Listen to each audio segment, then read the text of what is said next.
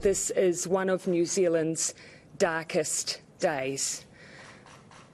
Clearly, what has happened here is an extraordinary and unprecedented act of violence. On the shooting attacks on 2 mosques in the New Zealand city of Christchurch, 49 people are known to have died. Police in New Zealand are urging people to stay off the streets and to avoid mosques in the coming hours after mass shootings at 2 mosques in the city of Christchurch. At least 49 people are dead, many others seriously wounded. This happened around 1:40 in the afternoon local time, the busiest day of the week for many mosques when worshippers gather for Friday prayers. I saw my son in the mid of the hall and my wife back and crying and shouting and bleeding, and I can't do anything.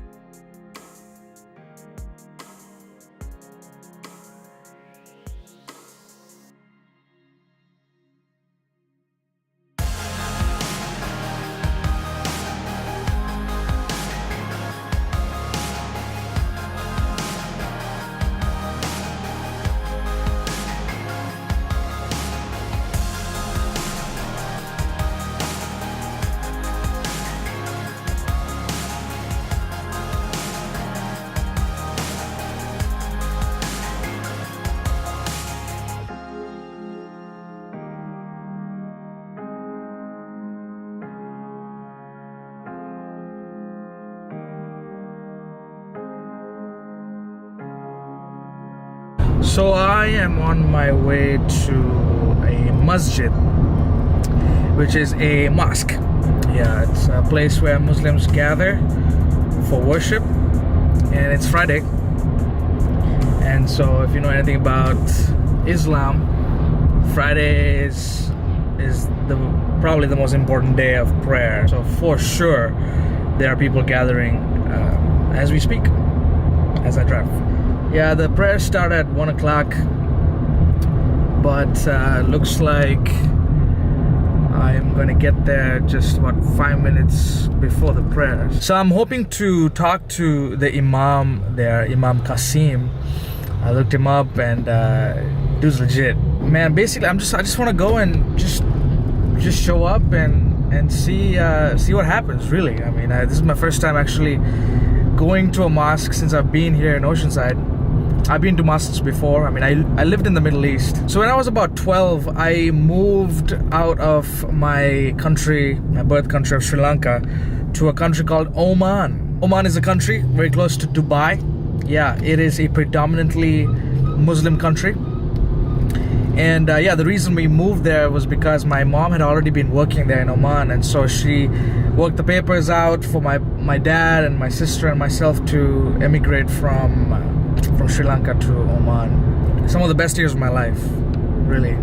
I went to high school in Oman, and I was surrounded by so many different cultures, so many different people who believe differently than me, and it was wonderful. It was great. And it's also the place where I met a ton of Muslims, man, and let me tell you, some of my closest friends till today are Muslims.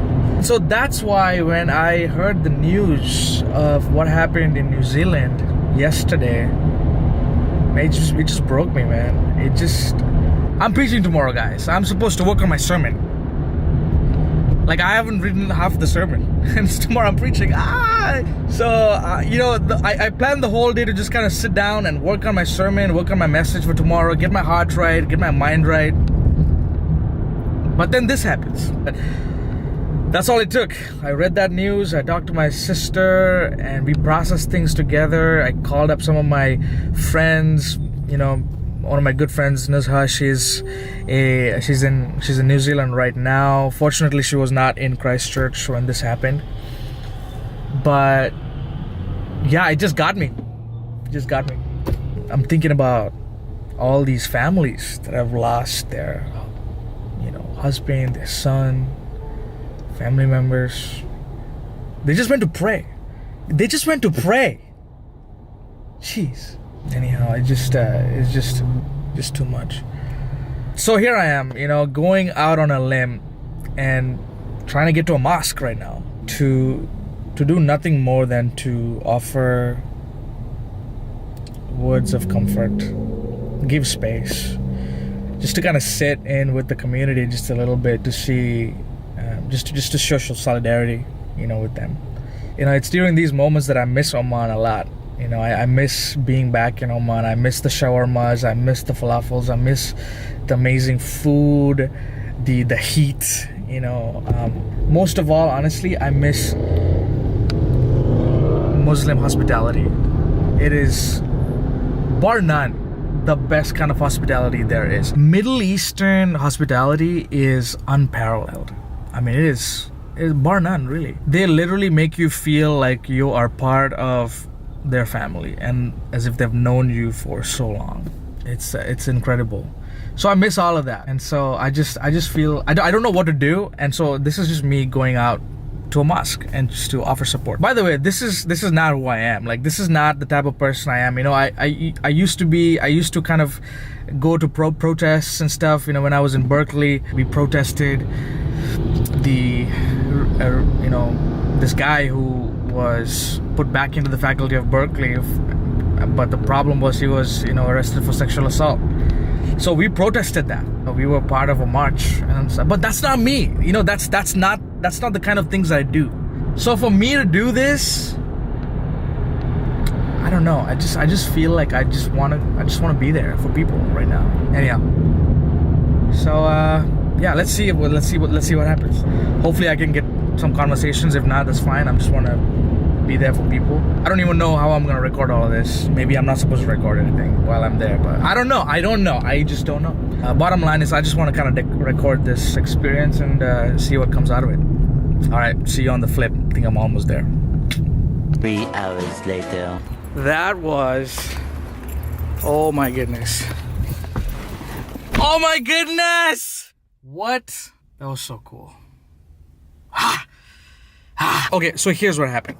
I got there and people were walking into the masjid for their prayers, and the last thing I hoped would happen would be for me to go inside, but that's exactly what happened, because I met this dude who was just outside just chilling, and then I found out that the reason why he was outside, and so this dude who actually went to the mosque to pray chose to stay outside as protection just in case something went down. Just think about that for a second. Like, when was the last time you were afraid to go into your place of worship because you are afraid of being gunned down? But this is what this community is going through right now. The same guy actually pointed me to another person who took me inside, and I asked him, is it cool for me to take a video inside of what's going on? And he's like, nah. And I was like, cool. But he told me that I can just come there and just kind of sit down and be an observer while things are going on. So that's why I went inside. But towards the end, I took a picture because I saw this kid worshiping with his father.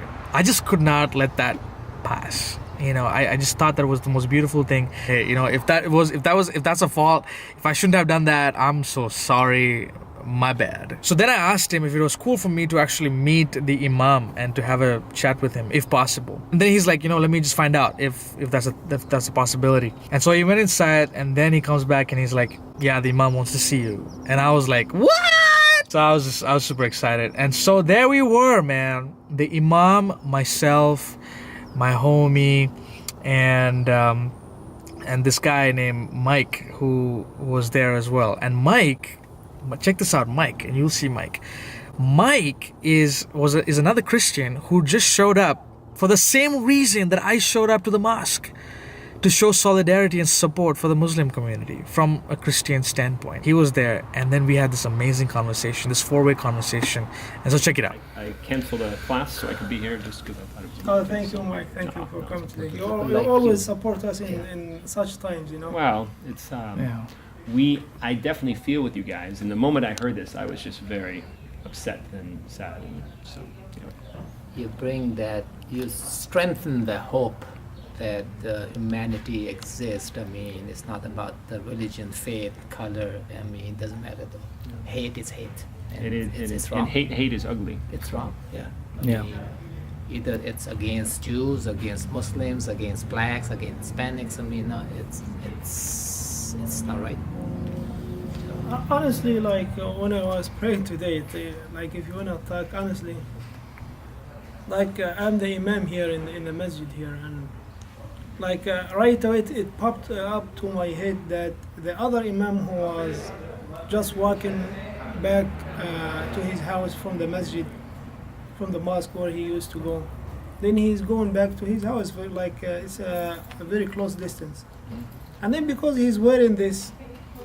And then somebody, like he shot him because he's wearing, like this looks like a Muslim guy.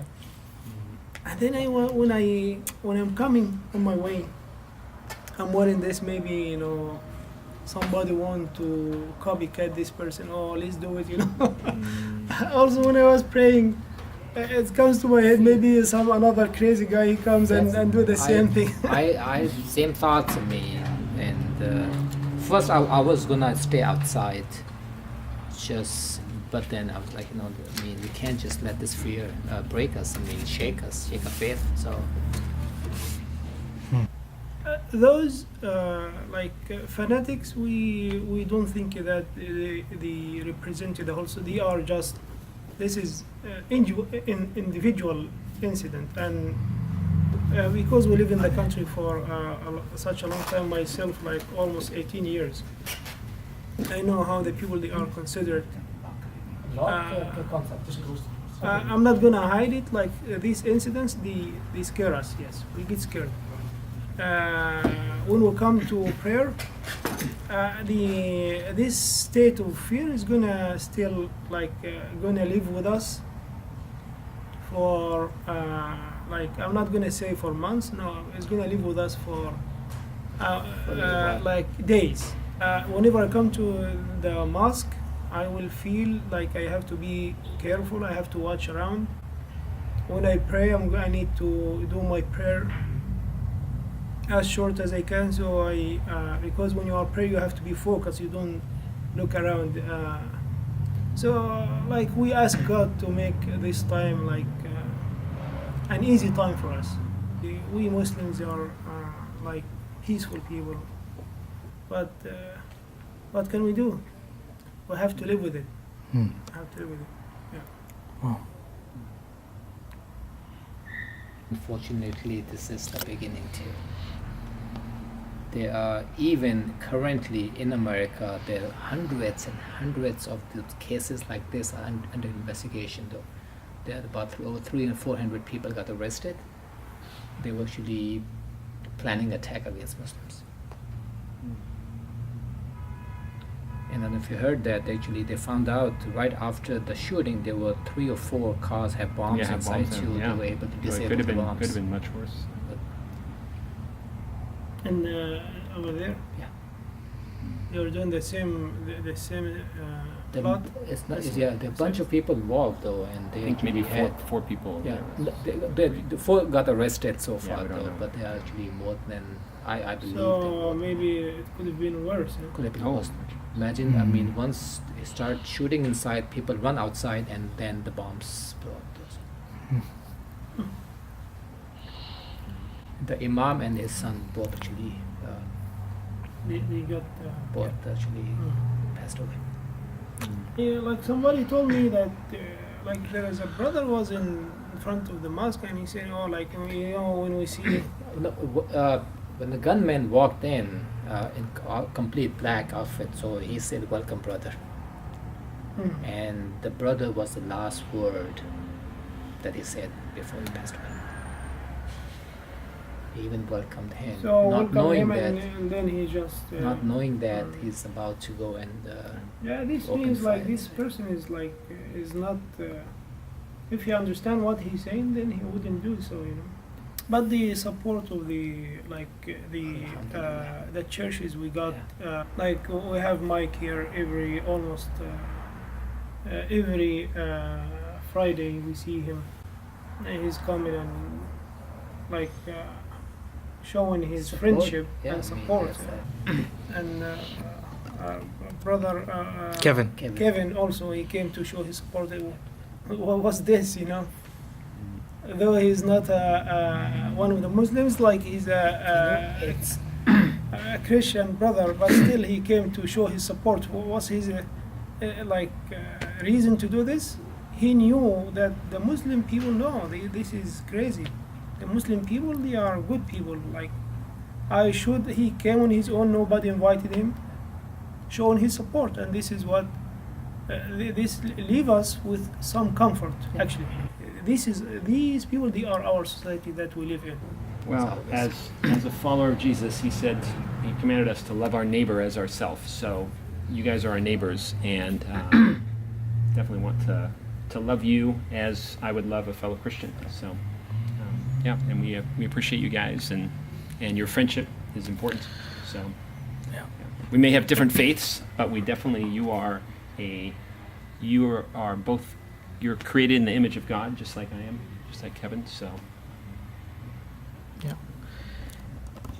When I was in Sudan, like 2 years ago, one of my best friends actually got married, and he got married to a Sudanese girl, and I remember that in the mosque everybody's praying, and then soon after the prayers ended, everybody knew that I was a guest. So after they greeted the groom and everybody, they came and like just hugged me, a massive embrace, and I was in tears because the way your community, the Muslim community, embraced me as an outsider was unparalleled. And I always used to think about the love and the affection and the inclusiveness that your community showed me. And I'll never forget that. Like, I was in tears. I was just close to tears this morning just thinking about the families and you guys, especially here, in North County. And so I just want to say thank you for being an example of the love of God, to me and my family.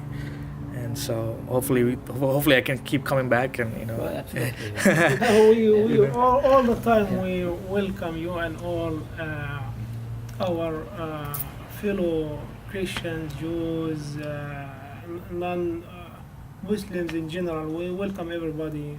People believe that God, He has the final authority on this universe. I think the best way is to follow this message from God. Like, we are here for nothing except to show mercy toward each other. Everybody, they have their own beliefs. But we are here to deal with each other with only mercy, as God, only with mercy, as God says. And this is the right way. There is no other way. Only mercy. We should live with mercy.